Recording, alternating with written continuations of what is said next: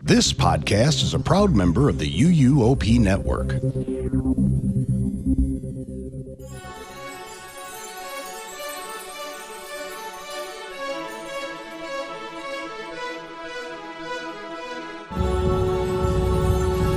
This is episode 679 of the unofficial Universal Orlando podcast for September 9th, 2025.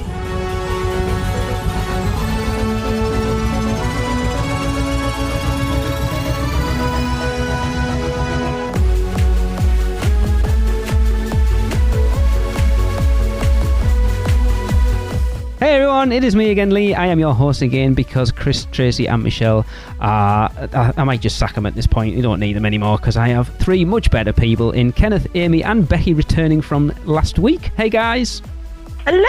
Hello. Yeah. Hello. Last week we said let's meet again right here, this time next week. Absolutely. Even though it's still the same night. I don't care. Right. No, it's not. No, it's not. It's a whole week later. You loved us this much that you said, Amy, you have to come back. Okay, fair Thank you. For sure. Yes. And if Lee didn't say it, I would. All right. Exactly. So Becky and Kenneth are awesome. Aw, They are. thank you. We love you too. So yeah, we're going to go through another one of our submitted by the Producers Club, their Universal Orlando hot takes / unpopular opinions. So I'm going to get my guest host here to pick a number between 1 and 20. And as I said to them there just before we started recording, there are 20 people's submissions, but each person may have submitted more than one hot take unpopular opinion. So we'll see how many we get through. We didn't get through many at all last time because there was some interesting discussion. So, Amy, do you want to pick me a number between 1 and 20, please? Between 1 and 20, 13. Oh, that would have been Tracy's number. Let's have a look. Number 13 is... My favorite number. Scott Egan. Thank you, Scott. So Scott has quite a few. Number 1, he says, HHN and kids are growing safety concerns. Very topical. Teens are showing up in record numbers at Halloween Horror Nights with zero supervision or accountability, and it's becoming a serious safety issue. They should be required to attend with a responsible adult who can be held accountable for their behaviour, and maybe they can provide some oversight to prevent issues. Do you know what? In all the times that I've been to Halloween Horror Nights, I have never had an issue with kids. I haven't either, to be honest. I have once. Other than my own. Well, that's your problem. I mean, really, get control of your kids, sir. I try. Yeah, I've never seen any issues with unruly kids, honestly. I had a group of teenage girls going through House of a Thousand Corpses a couple years back, and it was obnoxious but funny because these girls were literally falling on the floor and crawling away from the scare actors. What? Oh, it was hilarious in that aspect, and the scare actors are just like licking their chops, waiting to jump out at the kids. That was hilarious. But the problem was that they were also literally trying to climb up my back and onto my backpack and shove me into John, who was in front of me. Oh, And that was really annoying. Like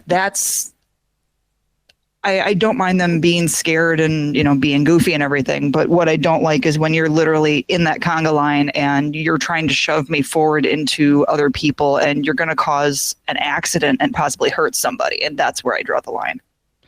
Yeah, last week on opening weekend Sunday, I had a group of 4 teenagers behind me in line for Hatchet and Chains who we were not even in the house yet. And this kid is like bumping into me and just standing so close to me that he's like, we're just full contact.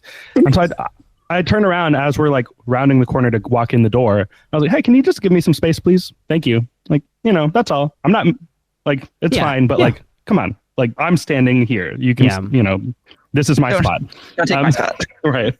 I was worried that he was going to be mad and like retaliate and like, just keep bumping into me to annoy me. Yeah. And luckily, the rest of his group was so scared that anytime he was bumping into me, I could tell it was clearly because they were like pushing him forward. And I was like, okay, right. Yeah. And we're all having fun. So I turned around. I was just like laughing with him. I was like, yeah, they're getting us. This is good. The only experience I've had was when we came over in 2022 and the kids had gone back to the hotel and Tracy and I were in line for Hellblock Horror because it was the queue that was in the sound stage, and there was a group of kids, like 16, 17 maybe, and it was one of them like dumb kids. You're being, but it was making me laugh. That was the thing, so I couldn't be too mad. So they were doing that thing of like just and then shouting. Oh yeah. What were they shouting? And I was. Oh, okay. I'm going to bleep it out so no one knows anyway, but it Why? just... That's just the proper term. It's not even like a bad word. That's like, that's a medical term. That's I don't anatomical. think you need to I'm definitely like, bleeping it out now. I mean... Definitely bleeping it out now because I want everyone listening to not have a clue what it was. It was like, I get it, you big dumb kids at a horror event let out by your parents, but it was making me snigger, I must admit. Oh my gosh, that's funny. But yeah, I'll be honest. I was a worse teenager at Halloween Horror Nights than I've ever seen as other teenagers be as an adult. Strange, isn't it? Yeah, I've never experienced it, but I do hear a lot of stories of unruly teenies or drunken people, like unruly drunken people. I've never seen that either. I haven't either. Not at Horror Nights. No. I mean, those drinks are so watered down. How the hell can you get drunk unless you're getting a double shot of whiskey like me at Finnegan's? But anyway. Yeah, I will say how much alcohol or how little alcohol there are in those drinks. I remember coming over for the first weekender and meeting up with a friend of ours who bought us a Blinky cup, and we went into, I think it was Graveyard Games, and we still had like half of it left. I don't drink, so when I do, it doesn't take a lot, right? So we get to the entrance of Graveyard Games, and they're like, "Oh, you're gonna have to chug that before you go in." So I'm like, 3/4 of it left. Chug, chug, chug, chug, chug. Oh, Nothing. I'm like, I didn't even get a slight buzz. Like, what a waste of time. I'm glad I didn't buy that drink. Thank you, Andy. By the way, I appreciate it. Here's number 2, Halloween Horror Nights. I don't know whether this is a hot take. I think a lot of people would agree with this. Halloween Horror Nights needs more houses. It's long overdue. The event has massively grown in popularity, but it's still stuck at 10 houses with no real crowd relief. It's time for more houses and high-capacity entertainment to match guest demand and improve flow, maybe 3 or more shows like the old days. Now, I agree with that, and I know, Kenneth, you talk about it a lot on Rush of Fear. I don't necessarily think it needs more houses, but more entertainment would definitely go down well. Yeah, I was about to say that. I think another show added would do more to help than another house. And also, where would another house go? Yeah, I agree. Bigger question. And I think if you have another house, I don't know if it's going to like take care of the crowds. I think what they would do is just make the capacity larger and just sell more tickets. I completely, because for how much it's going to cost them to put an extra house in, they need to see a return on that investment. And by spreading the crowds out, isn't that? So I agree with you, Amy, 100% there. Mm-hmm. Yeah. Yeah. I was another show though. Animal Actors. Yeah. Oh yeah. I was thinking. Wasn't somebody talking about that recently? Probably Kenneth. Probably me. That's all I talk about. Yeah. Oh, like at Horror Nights the other night, I was talking about 2007 and what a great year it was, and I was thinking back and I was like, there was Bill and Ted, there was Brian Brushwood in Animal Actors, there was the Rocky Horror Picture Show in the Beetlejuice Theater, which doesn't exist anymore. There was the freak shows for Cirque du Freak in Central Park. And I was like, there were so many shows and things happening that just now you get the one stage show and the Lagoon show and that's it. And it's like, I feel like we need more. Yeah. It's like when the first year we went in 2004, you had Bill and Ted, and it was in Islands of Adventure. You had Bill and Ted in the Toon Lagoon Amphitheatre. I don't think there was anything in Fear Factor that year. But then you had the Festival of the Dead parade, which we haven't seen a parade at Horror Nights for a very, very long time. That took up a lot. There was nothing in Fear Factor? I don't think so. What year was this? This was over in Islands. 2000. No, it was in both. 2004. Oh, it was in both. Oh, then you're right. If it was in Islands, then Bill and Ted was in the Toon Amphitheater, it was, not in Fear that's Factor. The only time I've ever been in there.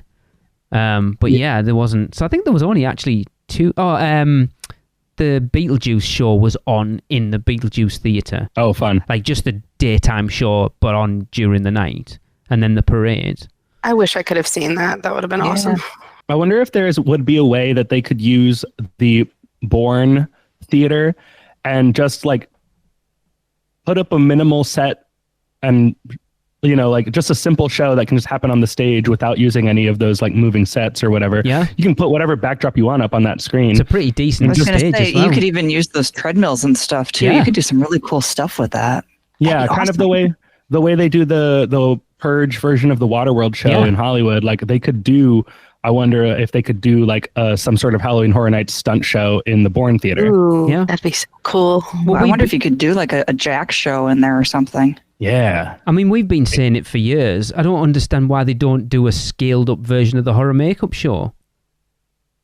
It kind of lends itself to horror That nights. would be fun too. You could That theater actually, is really small. it is, but it still would take some extra. It would take people out of the streets and out of the houses, and actually just like have some makeup artists showing how they showing off how they actually do the makeup for Halloween Horror Nights or something like that, but kind of make it a little bit more adult for Horror Nights. There's so many opportunities for it. It's like, I think, Kenneth, when you were doing the the early days of Horror Nights in those history episodes, they had like 15 shows on like 3 houses, and it's so bizarre that it's the opposite way around now. Oh yeah, it was like one house and like 30 shows, but they were all like small little things, just like, like the lizard man would just show up like somewhere and do his show, which yeah, could do with more stuff like that. I agree with that. His number 3, Epic Universe opening weekend, a mixed bag. Opening day felt magical, but the lack of promised fireworks, missing souvenir coins, and mishandled collectible park admission tickets left many guests, myself included, disappointed. I also regret not saying hi to so many of you that I probably walked right past. Being there on opening day, I didn't feel... I'm going to say I was in a very lucky position of having been to the media event for 2 days prior to that, so opening day was just a complete relaxed day for me, to be fair. I can't speak to it because I didn't go until like I guess 2 weeks later. Like I think I went June 7th. I know there was a lot of issue over those souvenir coins because we actually went in on the grand opening night, so the Wednesday night before opening. We asked about them and they're like, oh no, they're not coming out until tomorrow. So we go in on opening day and they're like, oh, they've all sold out. And we're like, we were in here last night and they told us they weren't even putting them out until today. And they were already sold out by that time you asked. Yeah. But yet, yeah. So I was annoyed, but not that annoyed, honestly. But I get it. And it did seem weird. I know it's one of Tracy's big bugbears. Like, we were lucky we got to see the full Lagoon show with fireworks and all of that, drones and stuff. But she still kind of is annoyed for the people that couldn't obviously go to that, who went opening day and didn't get to see that full Lagoon show. It felt weird that they only did it for like the media, but didn't actually do it for opening day guests. They didn't? Nope. You just got a Lagoon show. There was no fireworks, no drones. So upset. Yeah. It was weird. That is weird. I wonder if something happened and they broke or something. Do you think there was a malfunction or? I don't know, because they were testing. So the night before, they were testing them because we were in our hotel room at Stella Nova, and the fireworks, they let fireworks off that night. So they did them like testing on the Tuesday night, then obviously media night Wednesday night, but then didn't do fireworks on the opening night. So I don't know. But I know from Seth doing little things that they only had a temporary platform for the fireworks and that they've been building a permanent one. I don't know whether you know anything to that, Kenneth. Not really, no. No. Look, Becky, you're going to find this when you go soon. That I'm never going to complain about that opening weekend because we will never see that park as manageable as it was that first 3 or 4 days. And I'm the same as you. I'm very concerned of what it's going to be like when we go in October, having seen it dead.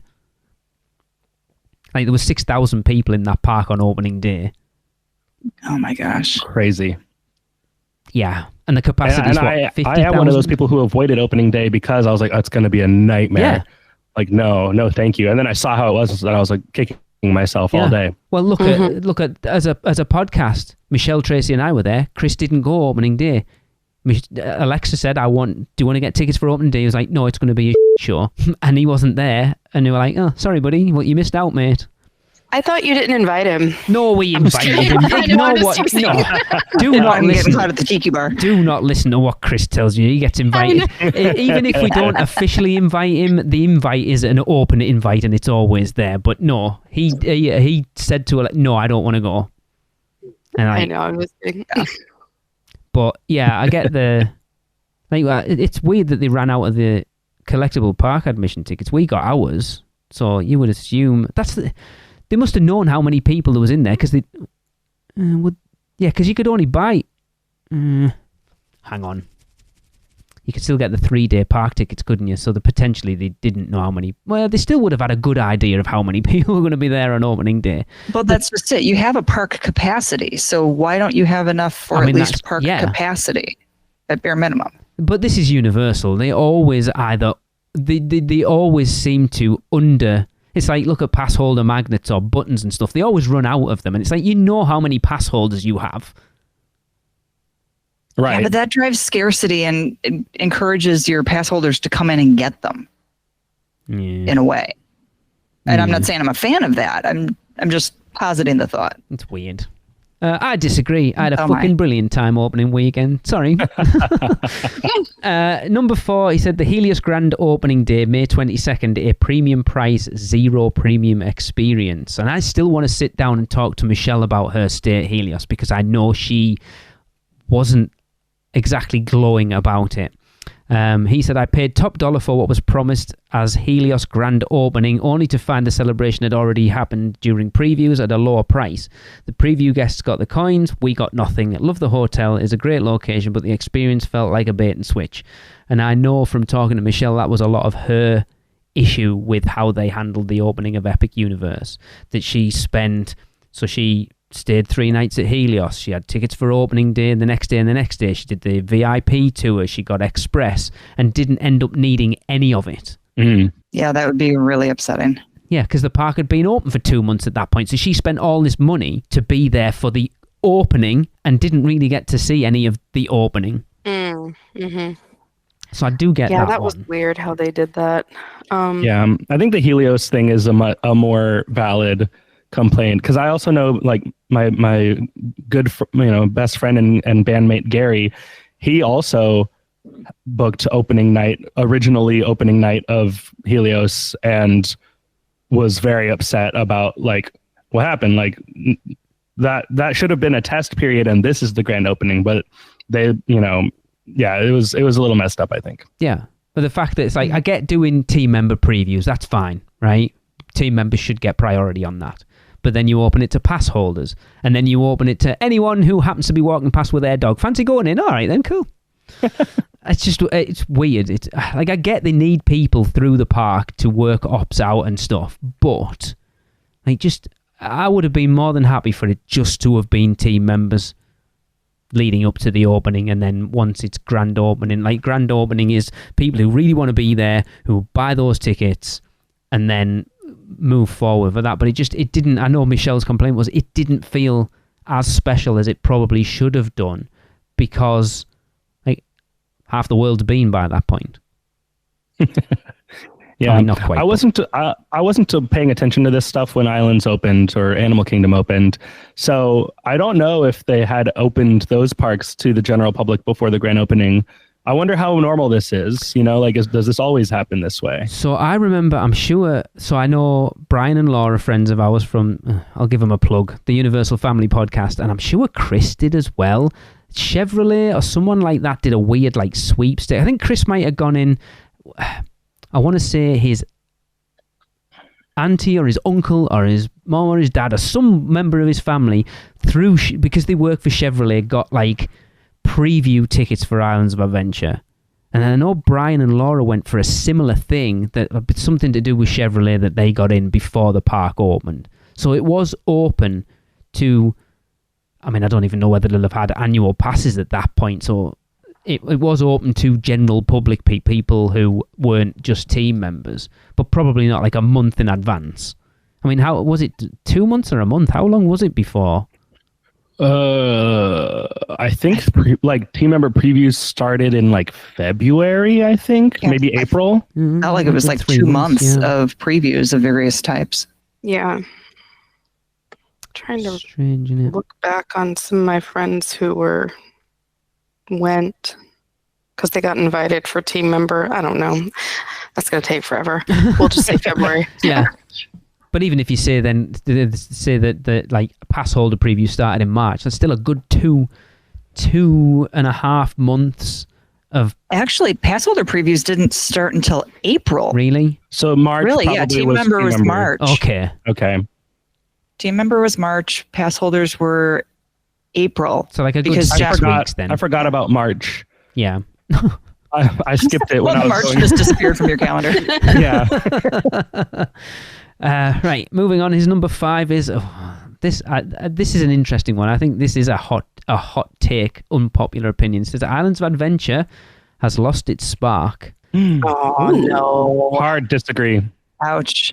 No. So he said the park once felt vibrant and spacious. Now it's overcrowded, underutilized, and losing its charm. It's time for a redesign and more shows to help absorb crowds and restore the park's original magic. I am going to say I don't disagree with him on that. I think in a lot of ways it's a better park than opening, and in other ways, yeah, it is lacking in a lot of areas. Shows. There are no theater shows or indoor shows at Islands of Adventure right now. Nothing. And no. that's pretty inexcusable, I think. Like, you have 3 theaters just sitting vacant right now. That's crazy. And something should go in one or all of them. I'd say all of them. Yeah. I agree. And you have a lot of people that are, that audition all the time that are willing to do these. I mean, I don't know if it's a budget thing or not because they were... But we can't say that because they've been empty like way before Epic came about. So you can't use that as an excuse either. So I think the Toon Lagoon one is an interesting case because it's part of Toon Lagoon, but it's also kind of in this like no man's land between Toon and Marvel, where I think you kind of can put anything there, but also like it has to make sense in Islands of Adventure, and that's hard, especially like with IP. Like I feel like a non-IP thing, like the Matt Hoffman Epic BMX stunt show or whatever, like. That was cool. I saw that. It did not fit there at all, though. I mean, I liked it. I saw it, and I was like, "This is cool." Yeah, but when you look at that park, you could even put a Marvel stunt show in there. That would be awesome. Wait, can they though with the contracting?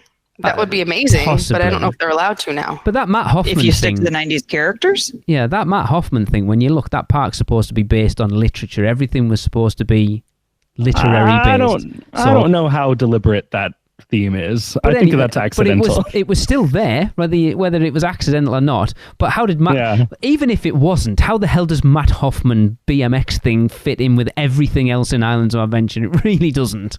It's based on the assembly instruction manual for the bike. I was going to say, maybe they had a comic book out at some point. That's literature. Yeah.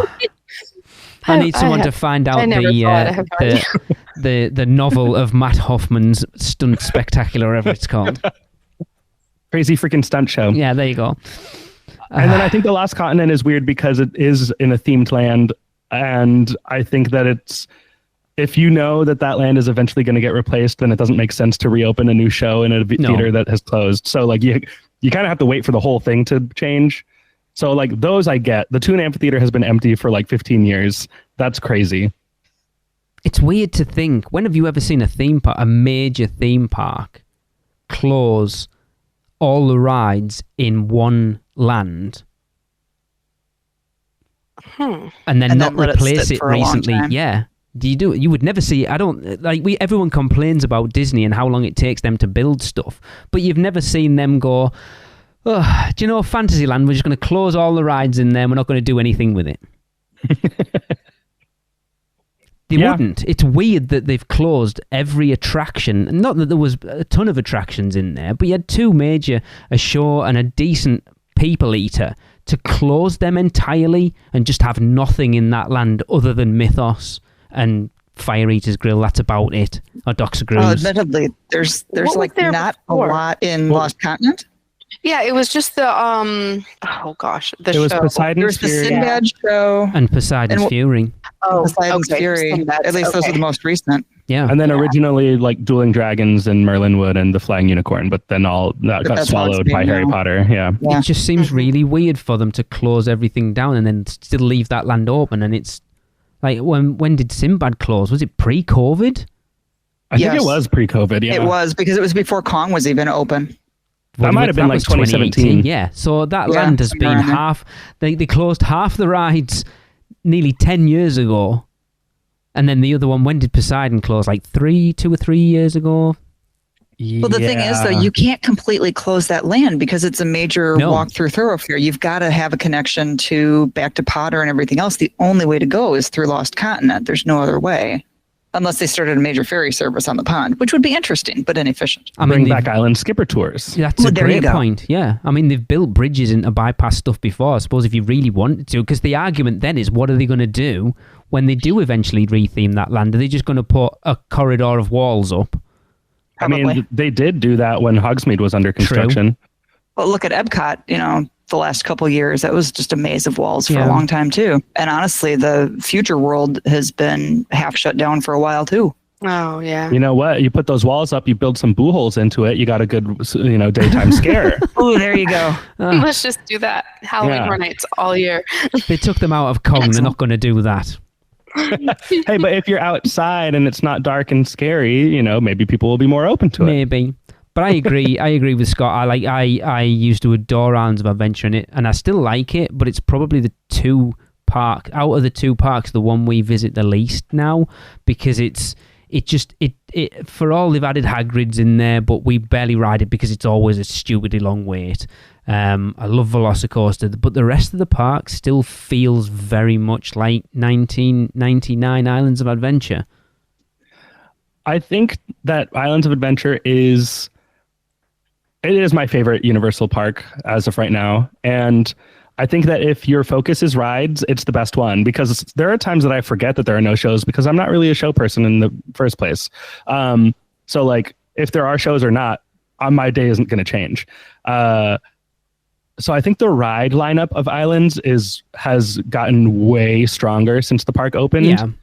Yeah. And it's the other, like the supplemental experiences that have gone down. But for my personal taste, the ride's way more and the park is better overall. But I can definitely see the point of view of like, I want those other things that aren't there anymore. Like, yeah, that's a fair point. I just feel like the park needs more balance, because I love the rides and everything in it, but I feel like I'm walking so much to get to those. There's no place, or very few places, to sit and relax or chill or do something when I'm not up for a thrill ride that day. Yeah. I feel like it's, when you compare Studios and Islands together, the Islands has had major updates. So you look at Kong, Velocicoaster, obviously Potter, and then Hagrid's, whereas Studios has had more incremental changes, which makes the park overall feel different, whereas it's big additions to Islands, but this park still very much feels like it's rooted in its original form. That's not necessarily a bad thing, but it's, I don't know, it just... It's a byproduct of the, single IP themed lands. Yeah. I was going to say, it's your immersion. And is that then going to be a challenge for Epic? Yeah, I was going to say Epic is going to run into the same problem in 25 years. People are going to say, oh, but it's still the same. Well, I mean, they're going to add portals, I'm sure. But, it's like, man, Nintendo really hasn't changed much. Burke is still the same Burke, yeah, but it's good. So what's wrong with that? Yeah. But the argument, it's easier for them if they wanted to switch worlds out in Epic, because you literally just close it off and do whatever you want, and you've still got... Whereas you're not walking through construction areas at Epic if they do want to change things out. Yeah, that's fair. Yeah. Mm-hmm. And that's smart design, honestly, on their part. Talking about how it gets dated, though, I mean, I'm going to use the D word again. If you're walking through Disney, I feel like there are a lot of areas. Everyone talks about how Disney is so great at theming. I think a lot of those rides are super run down, but people don't bitch about that all the time. And I think they just want to attack Universal, honestly. That's how I feel sometimes. And I think Universal's theming, hands down, as an overall, is just so much better than Disney. Definitely now. Yeah, I agree. It's just, and even, I know we're talking about Islands right now, and I think, what do you guys want to see in Lost Continent. I know the rumor was Zelda, but I don't know. Is there, like, what do you guys want to see? I think Zelda would be awesome. Tracy's adamant that Zelda's going into Epic Universe at this point because of all the little stained glass windows and hints and stuff around Super Nintendo World. But that's the rumor I heard. I don't know. It's weird. Like, what about Pokemon? Pokemon's supposed to be going into Pokemon's supposed to be going into Springfield. Arcane that's right. In Lost Continent. I don't know. I don't know Arcane. I know some of the characters. I see them at cons all the time. I don't know if it has enough fan following. My daughter would be so happy, but I don't know. I don't know. That's so weird because it's such a pretty place, and I don't want them to completely get rid of it. Yeah, that's true. And I think Six Flags still owns DC, right? So I don't think we could do like an Aquaman thing where like Poseidon's Fury used to be. That would be well, even separate from that, I don't know that they would want Marvel and DC in the same park. Yeah, definitely not. Marvel probably wouldn't allow them to either. Probably. Yeah. I don't know. Zelda is my number one choice for something new, whether it's in Epic or Islands, it doesn't matter to me. My preference would be Lost Continent for it. I think that the retheme would be easy. Like you wouldn't really have to change the look of the area. I agree. You just, you can like tear down the Poseidon Theater or like gut it and replace what's inside. Like that looks like a water temple out of Zelda, like already. You don't really have to do a ton to the building to make it fit. So that's personally what I would do, but I also understand if they want to put it in Epic and keep all of Nintendo together. I mean, that's fine. It makes sense. I just want Zelda. So question, and I'm not like deep in Zelda lore or anything, but I know there's a lot of games. Could you do something kind of like what Potter's done, where there's a Potterland in each park? Oh. Could you do one version of Zelda in Lost Continent and do another over at Epic? Yeah. That'd be cool. You really could do that. Because, I mean, Zelda... The games look so different to me. Yeah. And, I mean, I grew up with the, like, Well, even within those, like, any individual game, like, I imagine if they did Zelda, it would be based on the versions we've seen in Breath of the Wild and Tears of the Kingdom. And the maps in those games are so huge, and they have, like, distinct... like climates and areas. Like there's the desert, there's the volcano, there's a snowy region, like snowy mountains and stuff. So like you really could pick two. Like probably Kakariko Village and Hyrule Castletown would be like the two easiest like no-brainer areas that you would recreate because they basically appear in every game, no matter what else happens with the landscape. And they're not really close to each other, so it kind of could make sense for them to be in separate parks. I just don't know that Zelda is a strong enough IP to the general public that you would want it in multiple parks. But does it need to be, though? Really? Like, we've talked about it with the Dark Universe. Like, how does the average person care about Universal monsters? Not really. I mean, the argument is that that's why the rides in that land are usually... Like, Monsters is arguably the greatest ride on the planet right now, and it's like a 15-minute wait most of the time. But yeah, but also Monsters Unchained was the first ride in Epic Universe to reach 1 million riders. That's very true. So the line is short, but it also is the most popular ride in the park, and the capacity is so high that the line never gets long. I'll give you that. Yeah. And you do have a nostalgia factor with the monsters too. I mean, you're hitting a lot of different generations on that. But then it's also like, we've talked about it a lot before, that you don't necessarily need to have any love for a franchise to make an amazing attraction. Look at the Bourne Stuntacular, for example. When they announced that, we were like, Bourne? Really? And it's amazing. It's one thing for there to be a Bourne show, and there's another for there to be two Bourne-themed areas in separate parks.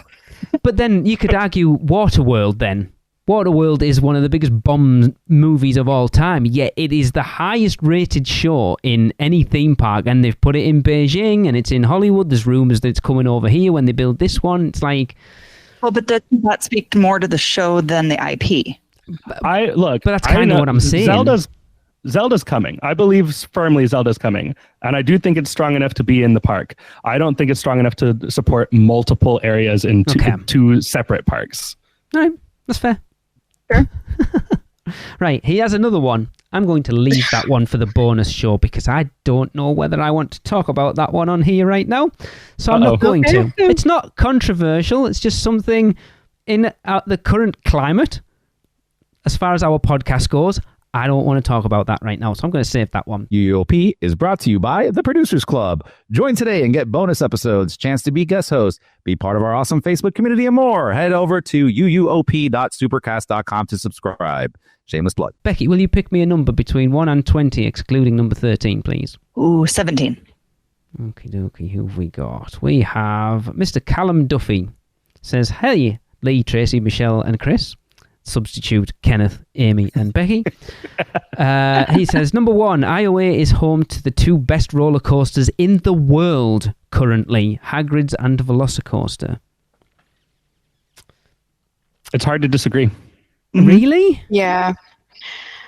I like Hagrid's a lot. I think that's probably the best coaster. And I've ridden Velocicoaster several times, but I don't know.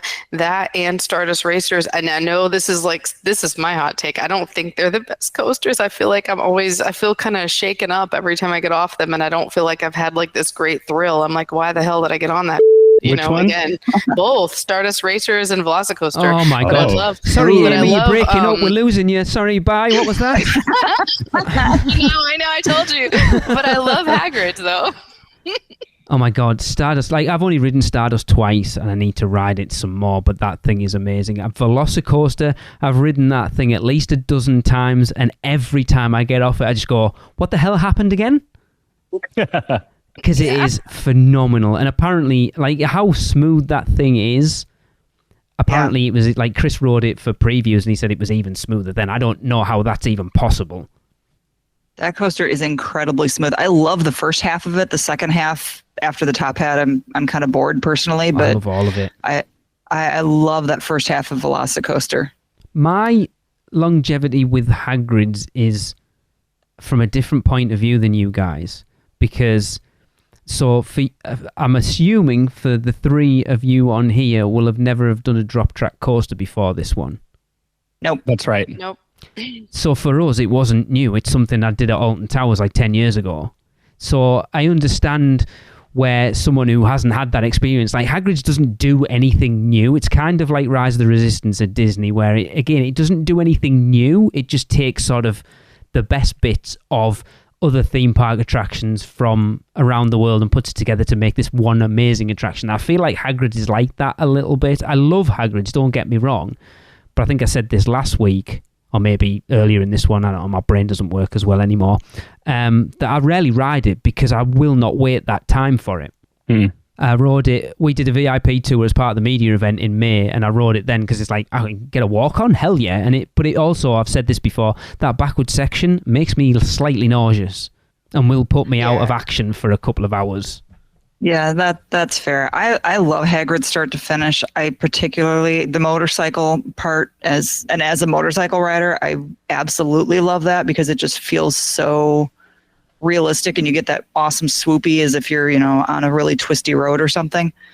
And just the theming and feeling like you're flying through the woods. Like when you're on a regular coaster, a lot of times you're, surrounded by steel, and in this case you're surrounded by greenery and stuff, and that's just such a nice change, and it's exciting and it's fun. I personally, I don't like the long waits on Hagrid's, but I'll go at the end of the day and ride it in the dark. And that is we've done that once at like 10 o'clock at night. It was an amazing, life-changing experience. So good. Yeah. Just love it. I think it's go ahead. Yeah, Lee. go on. I think that yes, Hagrid's and Velocicoaster, I think, are the 2 best coasters. Stardust is great, but I think what's great about Stardust is the tracks interacting with each other. Yes. I don't think by themselves either of them are better than Velocicoaster. I just have to give an honorable mention to Guardians of the Galaxy Mission Breakout. That ride is so much fun. It is and really fun. It might be like right there with Hagrid's and Velocicoaster, honestly. Mission Breakout? Yeah, I was just about to say, just so Cosmic people... Rewind, Cosmic Rewind, yeah. I was going to say, Cosmic Rewind is the coaster. Mission keep your Breakout emails to yourself. We don't need them. Kenneth got it wrong. It's fine. He knows he rectified his mistake. It's cool. Yes. Mission Breakout is a fine drop tower. Tower of Terror in Hollywood Studios is better. But Yes. Cosmic Rewind is so good. Cosmic Rewind is so fun. And honestly, listening to the train sing to whatever song happens to be on. Oh yeah. The last time I rode that, we had September. And I got listening it to the whole track, like I couldn't even hear what the characters were saying. I was just having the best time singing along with everybody else on the train. It's just like a party. It's so cool. Yeah, it is. I haven't done it. It does concern me, the spinning thing. I was all right on Curse of the Werewolf, but that's very, you'll be very fine. short. You'll be fine on really? Guardians. I don't think it's as bad as I think people weren't prepared for it initially. Okay. And I think now it's not as bad. Like I didn't see anybody get sick when we were on it. Okay. It doesn't really spin, it turns. Yeah, it Right. more turns. It doesn't. Okay. Yeah. Agreed. Yeah, I think it's a difficult one to say, isn't it? Because like I haven't visited like many other theme parks in the US, so to say they're the two best rides in the world, or the two best coasters in the world, is a big statement. Mm-hmm. But I don't know. Like I listen to some other coaster podcasts. The Fury 365 is one that gets talked about a lot. I will say this. I haven't been to all these like regional coaster parks in like, Cedar Point and Carowinds and Kennywood and all these parks over there in the Midwest. But having ridden a few roller coasters in Las Vegas, there is definitely something special and an art to the coasters of Universal and Disney parks and even SeaWorld. Honestly, like all the Orlando coasters are masterpieces compared to the trash that's in Vegas. Oh, you're talking about that one like that goes around New York or whatever? Yeah, the Big Apple coaster and then the two coasters at the Adventure Dome at Circus. Like rough. Wow. Oh gosh, yeah. All right. I can give you speaking of roller coasters real quick, I can give you a quick tidbit. If you come up to Six Flags in Gurnee, they have Batman the Ride, and it was actually the first hanging coaster. Nice. Mm-hmm. And it is an intense 45 seconds. It is absolutely awesome. And if you like coasters, come check it out. I'm sure we'll check it out when we finally visit Chicago for Horror Unleashed. Yes. Oh, and then you can come up for Fright Fest. They have a Fright Fest at Six Flags. But this is a Universal podcast, so because I grew up in Georgia, and we used to go to Six Flags Over Georgia all the time. So I used to ride like all those coasters, and it was Batman that we rode, I think, and it was years and years ago. It was really fun though. But that's one thing. Universal doesn't have a hanging coaster. I think we need one. Those are really fun. Because they got rid of Dueling Dragons, and if you liked Red Dragon on Dueling Dragons, you got to try Batman. I'm telling you. Back row 8 every time. Interesting. Yeah. I was a Fire Dragon type of guy. I can't remember. All right, this one is a controversial topic, especially considering the time of year we are about to read this out. Callum, be prepared. There is too much coverage from podcasts and content creators for Halloween Horror Nights. I will add, this is from someone who has never been. And I kind of alluded to this on last week's show when I said about how much Halloween Horror Nights content there was, because I know a lot of listeners who don't listen from the months of like August through to October. And we've toned it down a little bit. That's kind of where originally the Dead Man's Digest came from, and then where Rush of Fear came from, of separating that content off. But it's like, me and Tracy still love Halloween Horror Nights. We still go. We want to talk about it. So it was kind of like... Yeah. It's such a big part of the park, too. Well, that's it. And that's it. It is the biggest Halloween event in the world. The biggest event at Universal Orlando.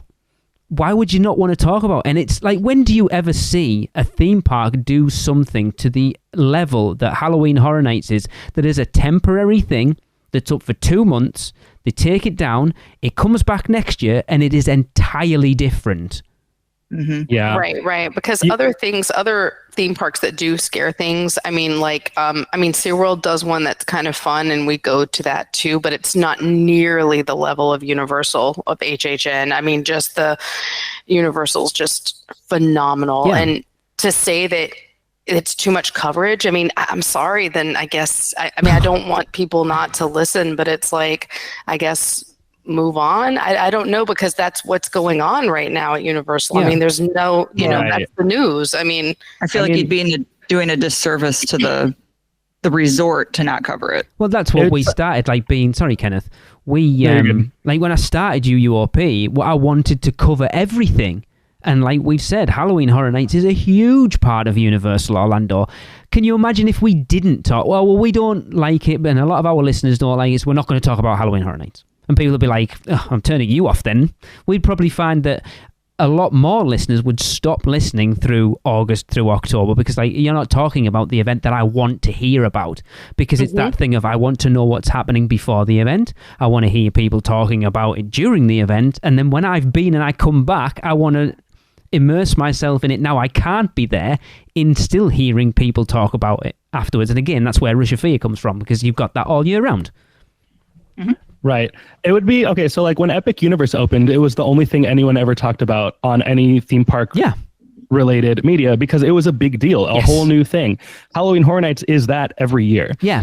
And it, you know, you don't hear as much coverage of like Universal's holiday celebrations because it's mostly the same year to year. But Halloween Horror Nights is 10 new houses and 5 new scare zones, or, you know, whatever new street experiences, the shows. How does it compare to last year? Like, it's the thing that's happening. That would be like, it would be like saying there was too much Epic Universe coverage. It's like, well, what else are we going to talk about? It's the thing. There's too much Universal coverage on your Universal podcast. Callum, I am joking. It's right. It's like I feel guilty a lot of the time that we don't talk about the holidays as much, and we don't talk about Mardi Gras as much. But Tracy and I don't really. I mean, we've done the holidays twice now, and apparently she's had a fill of it. We're done with the holidays now. We're not bothered anymore. We want to do Mardi Gras. But again, like you said, other than the theme, Mardi Gras is pretty much the same every year. There's different food, booze, but other than that, and the concerts, the event's still pretty much the same. The same with the holidays. That's why Tracy's like, I'm kind of done with it now, because we went 2022 and then 2024, and it was pretty much the same event. Like, they don't really change anything. The person who said this, like the hot take or whatever, and they said they've never been, is it because they just don't like Halloween? They don't like scary things, or they need to, I figure a lot of people that don't like scary things, that don't like that HHN, then they move on and they listen to people do the Mickey's Not So Scary thing. And because there's a lot of people that cover that. I feel like then, I don't know, I just think that's a weird hot take. I don't know. So it's Halloween Horror Nights it's a theme park vacuum, you know, like it sucks all the attention because it's honestly, it's worthy of it. I understand if that's not your thing, why you wouldn't want to hear people talking about it all the time, and you probably would if you had a podcast that, like ours, for example, you're not a Halloween Horror Nights fan, and you pull last week's episode up, and I haven't decided. So we're recording this before that episode came out, but I haven't decided the title of that episode, but it's probably going to be Premium Scream and Horrors Unleashed, right? So you're going to, as a non-Halloween Horror Nights fan, you're going to pull that up, you're going to look at that title and go, yeah, I'm not listening to that. So I get it, but... And that's fair, though. But yeah, and as the longest-running Universal Orlando podcast, it would be wrong of us not to cover Halloween Horror Nights. And I don't think we cover Halloween Horror Nights as much as we used to, because we've got Rush of Fear, whereas we would do way more stuff running up to and including Halloween Horror Nights, because there was only us covering it then. Now we don't need to as much. So I don't think we cover it as much as we used to on UUOP. And I think the hot take was all media outlets cover it too much. And I mean, same point goes. It's just like, well, if you're in the theme park space, this is the biggest thing happening, you know? It's the news. That's what the news is right now. And I'm sorry if that's not what you like, but to ignore it to minimize the coverage of it, it's like, well, let's try to find something else to talk about. It's going to be tough. Yeah. It's like if you're a sports channel and it's during football season, like there's too much football coverage on your sports channel. Callum, I hope you're taking this with the humour that it's meant, but it's like, it's the same thing, isn't it? Oh, I'm not a football fan. I don't want to hear about football. And you'll take that word football however you want to take it. If you're British, then you're talking about, so it's up to you how you take that, by the way. But it's like, there's too much football on your sports channel. Well, it's football season, so we're going to talk about football. I'm sick of hearing about the Super Bowl. It's like, well, sorry. It's the biggest sporting event on the planet right now. It's like the World Cup. No one cares about the World Cup. I'm sick of hearing about the World Cup. It's like, well, it's going on now, so you're going to hear about it. Exactly. Oh, that was funny. I enjoyed that one. I wish to go to Scotland.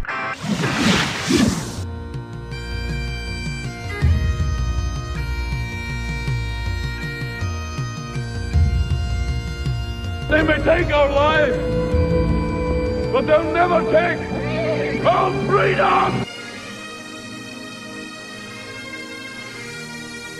Where can our vacation wizards take you? Just tap the port key at portkeyvacations.com and let the magic begin. Kenneth, wrap us up. Pick us a number between 1 and 20, excluding 17 and 13. And don't pick one with about 20 different ones in. I'll try. 9. Number 9. Oh, it's a nice short one. So this is from Whitney Pop. She says her number 1 is only going to the parks for 3 or 4 days is enough. Hell no. That is the worst hot take, but that is definitely an unpopular opinion. No. I agree. I mean, even before Epic, because now a lot of people are like, oh yeah, now that Epic's here, you can definitely take an entire week. We used to take an entire week before Epic, and we would just redo things. I mean, it was, I don't understand. I've never understood how people are like, oh, you can do Universal in 2 or 3 days. I mean, I don't know. I guess if you just want to rush through everything and not enjoy it, but we like our time there. So yeah, that's the thing though. You can do those parks in 1, 2 or 3 days, but if you really want to see everything that it has to offer and experience Universal Orlando, of course you need as many days as you possibly can. Like you said, Amy, we're exactly the same.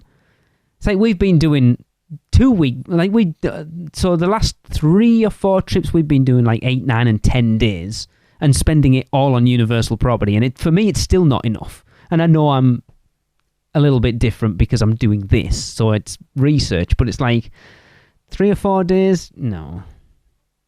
Well, I mean, we've said it how many times? We've all been to the parks how many times? And there's still things that we have not done in these parks. We're still finding new things. There's, new stuff in windows that we never noticed before. Every trip we find something new.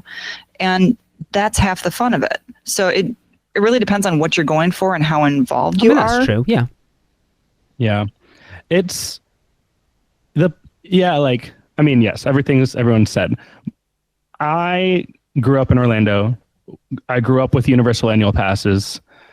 So I know these parks as well as a person can know them. And inside and out. Yeah. And the way you get to know a place like that is, and if you don't live here, obviously you don't have this luxury of being able to just spend every weekend there and just go there not to do anything in particular.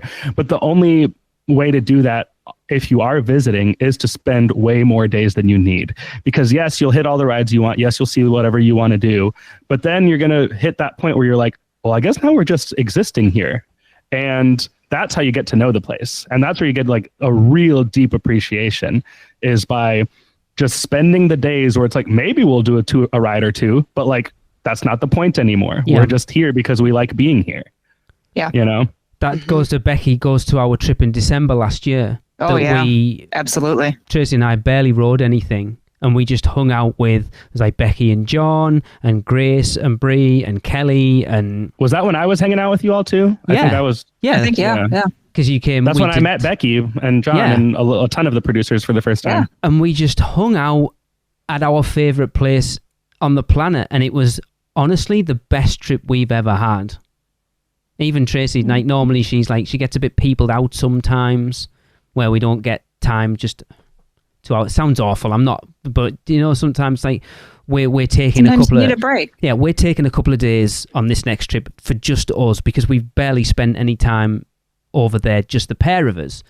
Because it's part and parcel of what we do. That's fine, but even she came back and was like, "That is the best trip we've ever had." It was just like that night we did for her graduation and her birthday, where we met up on City Walk and we went into the bar in the escape room and then went to the Red Coconut Club. One of the best nights ever. Just awesome. Just hanging out in a place that we all love. You don't necessarily have to be doing stuff all the time. And this takes me to what I've been saying about Epic Universe, that people are kind of saying it's a fail, because it's not the type of theme park where it's all about the rides. It's a much bigger experience that people aren't really understanding, I feel. I agree. I can say that. I agree. People ask me sometimes oh, how is Epic? And I'm like, well, if you only care about rides, it might not be the park for you. Yeah. If you want to go and have a fully immersive experience and you want to explore and discover things, it might be the best park in the world. Yeah. Completely. That's the thing. I like a themed experience, and I realize that because you can go to any theme park and find a great coaster. Well, not any, but you know what I mean. There's several theme parks around the United States and the UK and all over the world that have decent coasters. If that's all you're after is thrills, then you're right. Epic's not the place. But if you want an immersive experience, or even just Universal as a whole, I mean, it's just, that's what it is. I just, there are times where I've had a day at work and then I just I'm like, you know what? I think I'm going to pop over to Universal for a couple of hours. And, my husband will go with me and he's like, don't you ever get sick of coming here? And I'm like, no. Now my day just completely washed away and I'm in Diagon Alley and it's just the best thing in the world. And I just feel like all the cares are gone. So, and that's what it's about. Mm-hmm. Yeah. And I think that's the thing. It's Dawn on our Universal Great Britain podcast. She brings it up. Those parks that you're talking about, Amy, aren't theme parks. That's the difference. They're amusement parks, but people still call them theme parks. Disney and Universal and maybe SeaWorld to an extent, they're theme parks. And that's the big difference. Like a Six Flags or a Cedar Fair or whatever, they're amusement parks. They're not the same level. And that's what you get going to Universal, is that themed experience. Mm-hmm. And that's why 3 or 4 days is simply not enough. What a Amen. Thanks for bringing that back around. That's right, though. Her number 2 is Universal. This is an interesting hot take, unpopular opinion. Universal is a family park. Is it now? I don't understand the hot take. I don't know. What do you mean? I think because we've talked about it being like a teenager's up park and not a full family park. Like there's not much for older people to do and there's not much for little kids to do, whereas they feel like there is. And it's like, if you bring back the extra shows over on islands, it would help. I love that Universal hate kids as much as I do, that they go, do you know what? You can bring your kids to the park. There's a hot take. Yeah. No, that's not a hot take. Everyone knows that. You can bring your kids to the park, but we're just going to give them this one little area out the way of everybody else. So I kind of agree with her, though, because like I said, when our boys were, our middle son, he is 26 now. He turned 4 the first time we ever went to Universal. And then our oldest son was 7. So we, and this was before we had our daughter, who's now 20. Our very first kind of family vacation, we couldn't afford Disney at the time. And then Universal, I think we were able to do all 4 of us and stay at Royal Pacific with Express. And this was back, I think 2003. And it was only like $800 something. I mean, that's unheard of now for that entire vacation. Yeah. And then in tickets and everything. And it was because it was the first year that Mummy opened, because I remember they were doing some kind of like media thing when we went. 2004. For the right. Oh, 2004 then. Yes. Okay. So we, I think Mummy's 2000. Yeah, you're right. 4. It was, because it opened not long before we came out for the first time. So you guys came out the first time like we did. So we had boys, the young boys, and they were so ages 4 and 7. So the family take. I don't even think we used a stroller at all for the 4-year-old, and we had the best time, and we got to do everything over a span of a week, and that was when Jaws was still there and everything. I mean, I don't feel like they were lacking. I mean, we always said, I think it was because they just loved X-Men and Marvel, and just like we've always loved that, and that could be what it is. I mean, maybe if you have a little girl that loves princesses and they want to do Disney, that's different, but I didn't feel like it was lacking the family feel. They had plenty to do. I'm sorry, repeat the hot take. It's that it is a family park, or that it's not? It is. Oh yeah, it is. Yeah, I mean, I think it just depends on what you do. I mean, again, it's planning your day. I mean, it can be all of the above, I feel that Epic is more of a family park than the other 2. I feel like there's more attractions with lower height restrictions than there are at the other 2 parks. Yeah, and there's more non-ride things to do than there are at the other parks. Yeah. I think Universal tried to get into the proper family market like Disney did about 10 years ago. And then they realised that this isn't our thing. This isn't why people come here. And that's why you've got Velocicoaster and Hagrid's and things like Stardust. That it still has... Maybe it is a family park. I don't know necessarily. I mean, we were kind of in the same boat as you, Amy, when we came over. Our youngest was 5 and we didn't use a stroller for the entire time. There's a picture of our youngest in the character breakfast in Confisco Grill on our last day, and I swear to God, it looked like they died a week ago. Oh, God. And we never really struggled for anything to do. Obviously, there was a lot of sort of, when we went to go on coasters, it was like one and the oldest and then the other and the oldest. So the oldest got to ride twice and the youngest just kind of had to stand around and not do anything with the other parent who wasn't riding. And I think I think Epic is more going back down that route a little bit. I don't know. It's a strange hot take, isn't it? Yeah, because to call this a hot take would mean that you assume that most people would say that Universal is not a family park. I still think it has that edge, though. I don't think that's true. Like, what's the evidence of that? Yeah, there are thrill rides, but there's also DreamWorks Land and Minions, like it is a family park.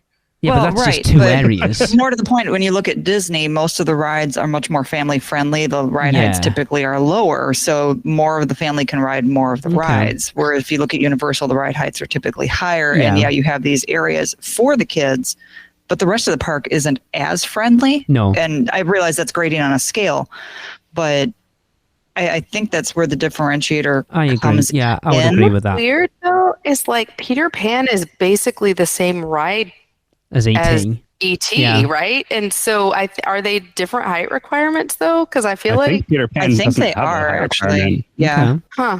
Interesting. I don't... Yeah, because that's you an got to actually interesting one. sit on the bike on E.T., where Peter Pan's just like a bench. Yeah. Yeah, there's like, I think it's about the restraints and like how the seat is situated. Oh, that makes sense, yeah. So moving on to the penultimate one, she says, Flight of the Hippogriff should have a warning label for kids. I'm going to go one step further. I think Flight of the Hippogriff should have warning labels for adults as well. Yes, lack of knee room. And just when that thing stops at the end, that break, Jesus Christ. Brace yourself, yes. What kind of warning label? There are like the safety and health notices. Every ride has a warning label on it. Yeah, that's interesting. What does she mean, a warning label for kids? Whitney, get in touch. We want to know what specific warning label you think this should have for kids. I mean, I agree with you because it's bloody violent and, yeah, it's interesting, but... I think it should have a knee pad warning. If you're over a certain height, make sure you wear knee pads for that stop and getting in and out. I mean, good gracious. I love it. But. I can't believe I waited 45 minutes for that thing last December, and it just goes to show the group of people I was with that made that line go so much quicker. It did. That was fun. Breakfast at the 2 OG parks in the Wizarding World is trash. Whoa! So by your 3 reactions, I'm going to jump in first. Whitney, I completely agree with you. Sorry, guys. To be fair, I have not had breakfast in the Wizarding World in years. So probably not since Hagrid's opened. I think is the last time I had breakfast because we got there before Hagrid's opened, and we said, "Well, I guess we'll have breakfast." Yeah, fair enough. I've always enjoyed it though. I thought I remember it being really good. I actually seek it out because they will actually do is it gluten-free pancakes, waffles or something, they do or pancakes. Yeah, because I'll goes actually crazy about go them. seek it out for that purpose. Yeah, Kayla talks about the gluten-free pancakes at the 3 Broomsticks on Taste of Universal all the time. Yeah. Yes, they are good. They're very good. That's amazing. Yeah, I don't know. I like it. I always get the English breakfast just because I want to try to be as authentic. I know it's not. It's not authentic at all. No, it's not. It really isn't. I don't know. I used to really like it. You guys don't really have butterbeer with your breakfast? Unfortunately, not. No. Every day I do. What are you talking about? No, I'm just kidding. I used to really like it, and then we went with friends. It's probably a good 6 years ago now. Oh no, it's 2020. So literally just before COVID, and I sat there and I think it was the American one, and I'm like, this isn't pleasant. I'm not enjoying this breakfast at all. And it's, I don't know, theme park breakfasts, let's be honest, aren't the best at the best of times. It's like, your sausages are a bit weird. I don't like breakfast potatoes. I know Tracy would, if she was here, she'd slap me around the back of the head at that point. I don't get potatoes for breakfast. It's weird. I don't know. I don't think I've had the American breakfast there, but I mean, it's a British restaurant. It might not be authentic. I mean, all right. Oh my God. That's so much. I mean, none of it's authentic, to be fair. And don't even get me started this is what real American breakfast is like. Don't get me started on the shepherd's pasty pie. I've never tried that one. Because it's wrong. The name of it's wrong. I didn't pull Shelby up and she goes, right, so it's shepherd's pie in a pasty. So it should be a shepherd's pie pasty, not a shepherd's pasty pie. I get it. Okay. And it drives me up the wall that that's what they call it, because it's not true. They're lying. They are. It's not. Well, anyway. Yeah, I'm not a fan of the breakfast at the I haven't been to the Leaky Cauldron in a long time, actually, and we haven't had breakfast there. But 3 broomsticks, yeah, no. I imagine the breakfasts are probably the same, if not very similar. Probably. I mean, at least now USF has Today Cafe, so like there are other breakfast options, but for a long time, like there just weren't really breakfast options in either park. Like not a really good one. No. Like those are kind of the first breakfast menus in the parks, and I think it's maybe still. I guess Croissant Moon exists, but I feel like that's not Never been in there. It's not as quite a few times built up as Today. Today Cafe is like, they really overhauled that and they did a good job. And then you want to go over to Epic. Oaken Star is the shining light for breakfast in that park. It's amazing. I need to go get it. I have to try that. Oaken Star is in Monsters, correct? No, it's in Celestial Park. Oh, it's in Celestial between Super Nintendo and Monsters. We went opening day and I got like a cheese, egg, and bacon sandwich. Oh my God, it was amazing. It was amazing. It's like just to the left of the Dark Universe portal. It's so good. So good. Our first stop is Dark Universe when we get there, so I'm just going to... Yeah, and the Plastered Owl. Scouting without getting in too deep. Shout out to the Plastered Owl for Tracy. She loves it in there as well, so yeah, it is. Oh yeah, it's great in there. Yeah. I want Dust Steakhouse to offer breakfast, and it can be Dust Steak and Eggs House. I love that! Kenneth. That'd be awesome. That'd be so fun. Right, well, that's going to wrap up this podcast. Thank you, everyone, who sent in their hot takes, unpopular opinions. I really like these because you never know what you're going to get. And you never know where the discussion's going to go. Exactly. That's what I love with Kenneth. You talked about it with Big Dumb Stuff. Like, UUOP is usually quite structured, so doing an episode like this is just free for all because we never know what's going to come up and where the discussion's going to go. So I really enjoyed it. Thank you for stepping in for Tracy, Chris, and Michelle. They hopefully will be back next week. But Kenneth, of course, plug your podcasts, please. Of course, right here on the UUOP network. If you like Halloween Horror Nights and you don't think there's enough coverage of it, then you should listen to Rush of Fear podcast, where we only ever talk about Halloween Horror Nights. And also, I have a brand new show. It's a few weeks in here, and we're trying to do weekly releases, at least for the time being. But it's called Big Dumb Stuff. That's me and my best friend and roommate, Kyle. And it's literally anything goes. It's just us talking about all the dumb stuff we like, big touristy, kitschy stuff.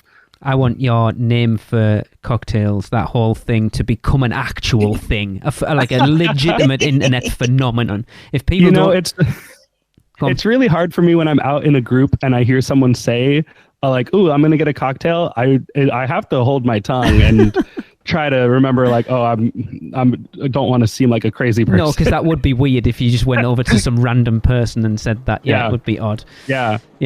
Cool. Thank you, Amy and Becky. Of course, it's been awesome having you both on. Thanks for having me. Thank you so much. Thank you for having it. It was so much fun.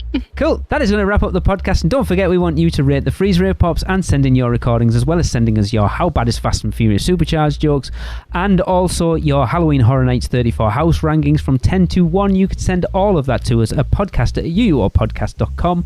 But for all these guys, we will see you next week. That's the end of another Stella episode of UUOP. Use the Flu Network to give you access to us on Facebook, Instagram, X, YouTube, TikTok, and Pinterest. Just search UUO Podcast. And check out our blog at uuopodcast.com for everything else. Send your owls to us at podcast@uuopodcast.com. And if you want to join the Producers Club, jump down the warp pipe at uuop.supercast.com. It's alive on Apple Podcasts, Spotify, and everywhere else the podcasts are found. So please subscribe, rate, and review wherever you can. Dragons aren't the only way to get around. Email Michelle at portkeyvacations.com. She can take care of all aspects of your next Universal Orlando vacation. Listen to them, Children of the Night, the children of the UUOP network. Rush of Fear, Halloween Horror Nights podcast, the theme park duo for all your West Coast news and info, the Taste of Universal, Universal Orlando food podcast, and the Portkey Passport, an adult-centric Disney podcast. Make sure to subscribe and come back next week because in the end, it turns out all we needed was a little more of this.